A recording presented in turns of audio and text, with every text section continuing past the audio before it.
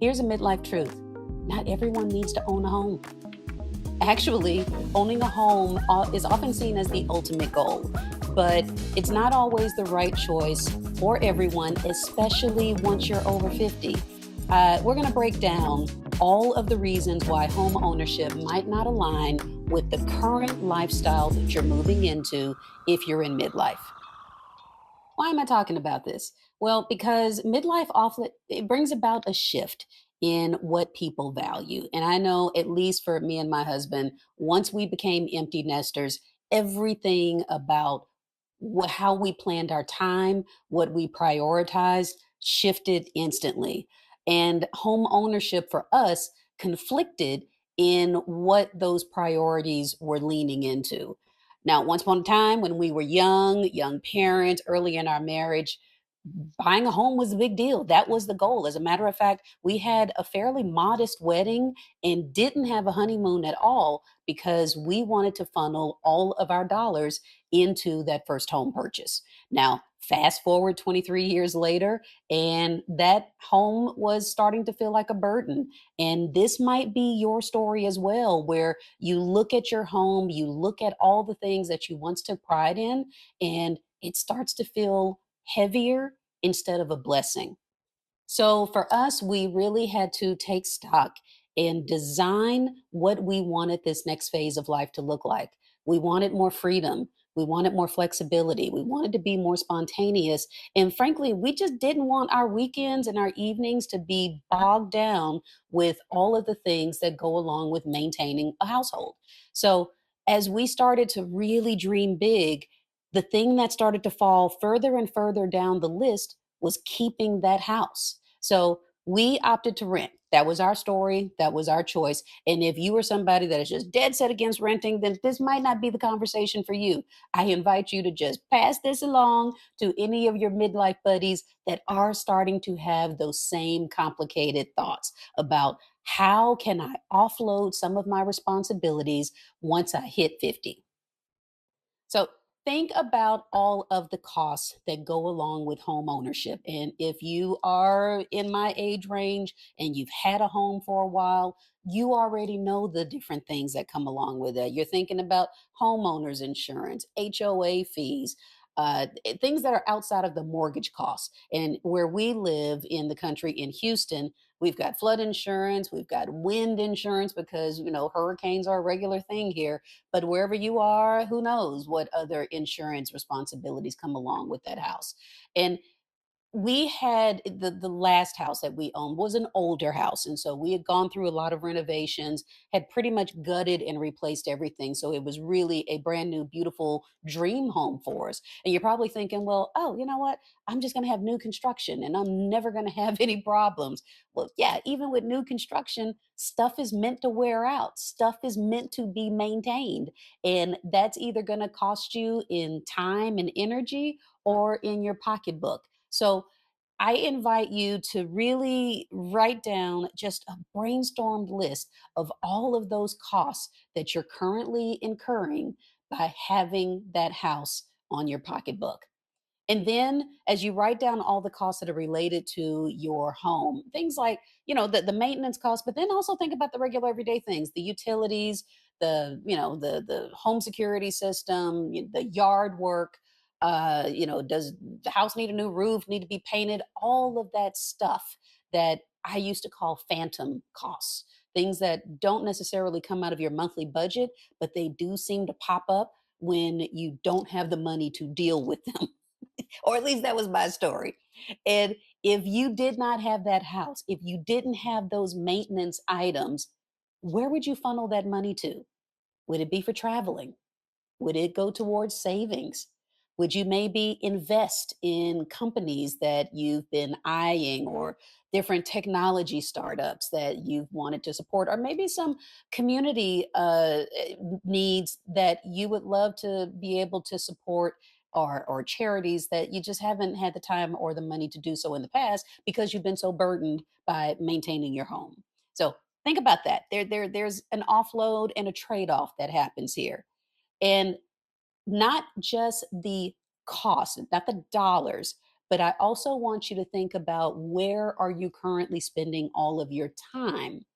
And I say this over and over again, and lots of love to my husband, where I remember in our younger years cutting the yard, maintaining the lawn, the flower beds. God dog it. That was something that he took a lot of pride in on the weekends. He loved all the compliments that he would get from neighbors or people that would drive by and would comment on how beautiful our, curbside appeal was for our home. And it was a very modest home. So don't think that we lived in some kind of McMansion. It was a regular suburban home, but he took so much detail in making sure that it was as beautiful as it could be on the outside. But there came a shift as we got older, and being out in that hot sun to spend all day Saturday or all evening on a Sunday maintaining that yard once a week, sometimes twice a week, it was physically weighing him down. And he finally got to the point where he just wanted to outsource that work and hired a landscaper company that was able to come in and take care of that for us. But it still cost money. So it either cost him time or it cost him out of his pocketbook. And at some point, I remember him saying, "Gosh, if I had the time and the money, what else would I do?" And that was one of the pivotal moments when we realized we were ready for a shift. Now, even if you're delegating yard work, if you're delegating housework, that's great. I actually encourage you to do that no matter what, because at our age, I'm sorry, I don't want to be on my hands and knees scrubbing the floors or scrubbing the shower. I will gladly support a small business to come in and take care of that for me. But in addition to all of those things, where else would you be spending your money if you weren't even having to outsource those everyday home events? I hear more and more people at our age that are prioritizing exploring the world and traveling. I definitely want to do more of that. But I even think about the everyday, where I live in a city that is just, has so many culinary gems, where you have mom and pop places that are teeny tiny, you have Michelin star restaurants, and I am a foodie child. I want to go out and experience all of that. So a good chunk of my weekly budget goes towards eating out. I'm not ashamed to say that. I don't have to feed any little kids anymore, so I'm not eating dinosaur nuggets. I can go and have my shrimp and steak when I'm ready. And that's something that I'm willing to pay for, because I don't have to pay that towards getting my HVAC system repaired or getting my dishwasher repaired or having the landscaper come in and take care of the yard. So it frees up a lot of that miscellaneous cash to do other fun things that I'm interested in this season. So I want you to think about your priorities right now in this season. And now with us, like I said, we are empty nesters. We did take the leap and we downsized, and not only downsize, but we are no longer homeowners. So where we are right now, we are renting and feel really good about that. And it is going to be a cost savings depending on where you want to live. Now, we decided to live someplace where there were a lot of amenities included in the cost. So the gym, the pool, grocery deliveries, there's a lot of services that are tied into where we decided to pay rent. For you, it might be something completely different. Maybe you want to be someplace that is in close proximity to, fun things that you're interested in, recreation. Maybe you want to be close to the lakeside. I don't care. Whatever it is, your dream is yours alone, and there's no judgment of what that looks like. But the thing that I want you to reflect on is, once you start imagining what this next phase is going to look like, think about the feelings that come along with that. Think about the spontaneity that comes along with that if you're not having to burden yourself with the home ownership. Are there friends and relationships that you're able to nurture in person because you're not stuck at home unclogging your toilet? Or you're not stuck at home waiting for a repairman to come and fix something with the, I don't know, the foundation, name all the things. And at least with me, all of that stuff is completely out of my hands. If I've got problems with my toilet, I call somebody to come and fix it. If there's a light bulb that needs to be changed, I call somebody to come and fix it. If there is, a load of Amazon packages that are being delivered, I don't have to worry about somebody, coming to my porch and stealing it or damaging from the weather. I have a door person that can do that. I have, it feels like luxury after being in a situation for 23 years where you truly were not able to shut your brain off because you had to think of every possibility. Now, for you, what I would suggest is taking a scratch sheet of paper, maybe journaling this, and I want you to write down a vision of what you want your dream midlife to be over the next 5 to 10 years. And it could be anything. It could be about how you spend your time. It could be about the places you want to travel, the people you want to go see, or even maybe there's a new hobby, a new career path that you've been thinking about exploring. Write all of that down and see, is it possible to fit in all of it if you maintain your current homestead? Are there some parts about that that maybe need to be offloaded so that you have a little bit more freedom, a little bit more time to be able to pursue whatever that dream is in this season of life? Now, I will tell you that you're going to have to do a little bit of homework. You do need to sit down and list the pros and the cons of home ownership versus renting.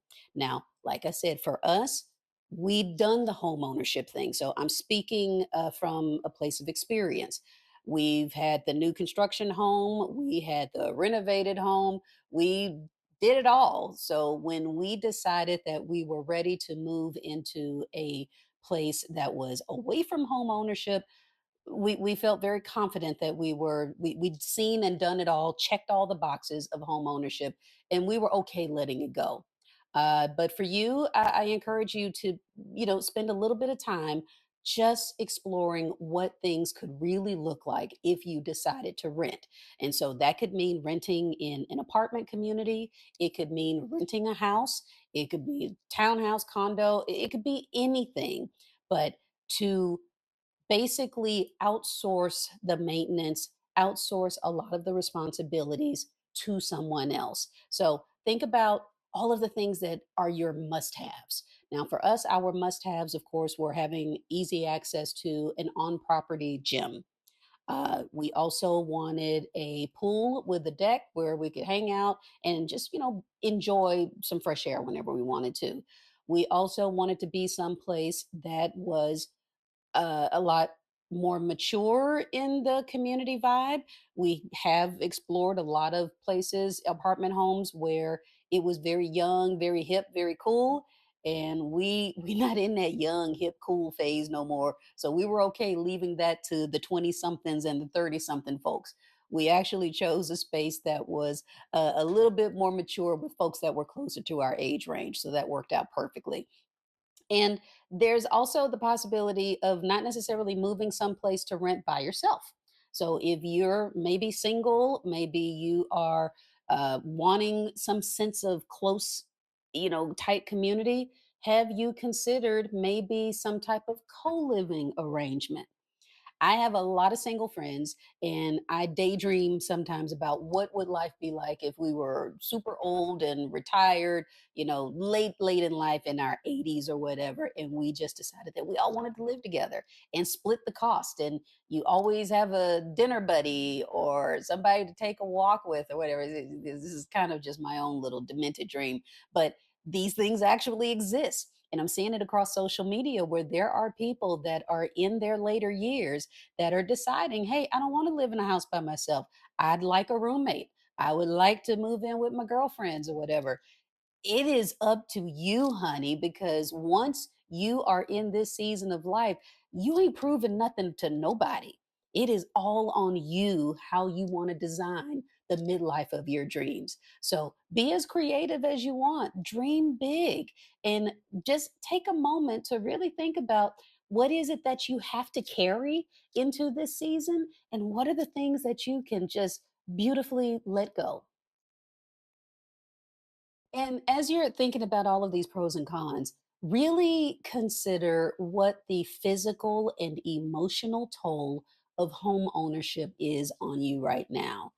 I can tell you from our experience, again, we had an older home that we'd spent a lot of time renovating, but there were still things that happened. And I remember we had a leak from our water heater, and the water heater was in the attic above our bedroom. And it was one night, heck, I don't even know, it was middle of the night. All of a sudden, I started hearing this,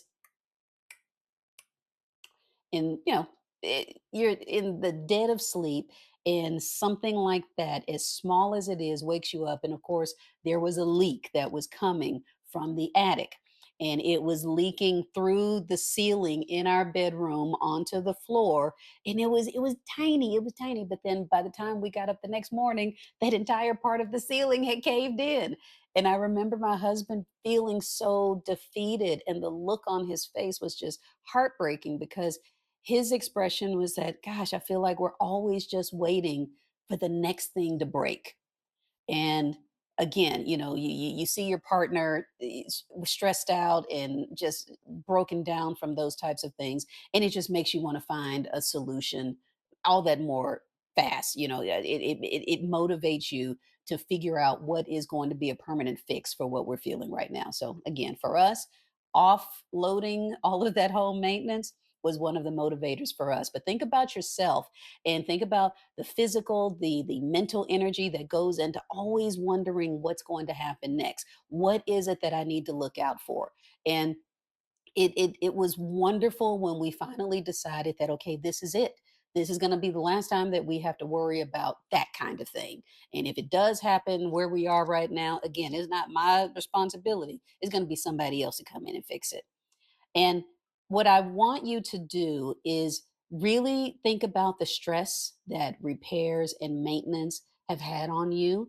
And in this phase, I mean, I stress so much about my age and our age. If we're over 50, we're going into this part of our lives where we don't have that kind of physical strength and energy to constantly climb up and down the ladder, to get down on our hands and knees and pick through things. I mean, heck, I can't even trim my fingernails without putting on my glasses anymore. So imagine me trying to clean carpet, or get under here and fix a garbage disposal or whatever. That just ain't happening. And quite frankly, I just don't feel like doing it. Maybe you're the same as me. And here is an angle that you may not have considered. So I know that at our age, we're thinking about retirement. It is a very real concern, is what do our finances look like when we decide that we don't want to work anymore? And if you are renting as opposed to owning your home, remember all of the maintenance costs, all of the different things that we've been discussing. If you're renting and all of those phantom costs go away, that frees up some finances that you're able to funnel into your savings now. And what does that look like if you can double up on what you're putting in your 401k match? What does that look like if you pay down a lot of debt?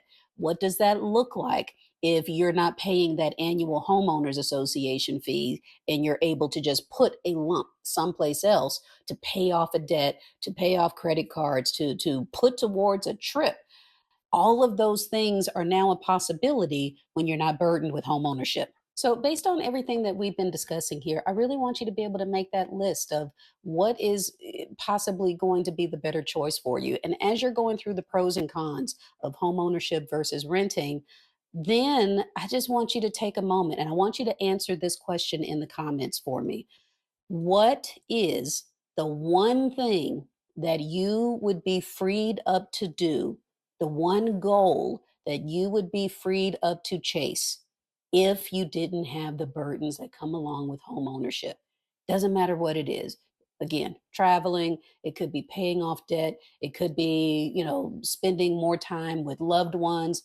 What is that one thing that you would be freed up to pursue if you didn't have the burden of home ownership?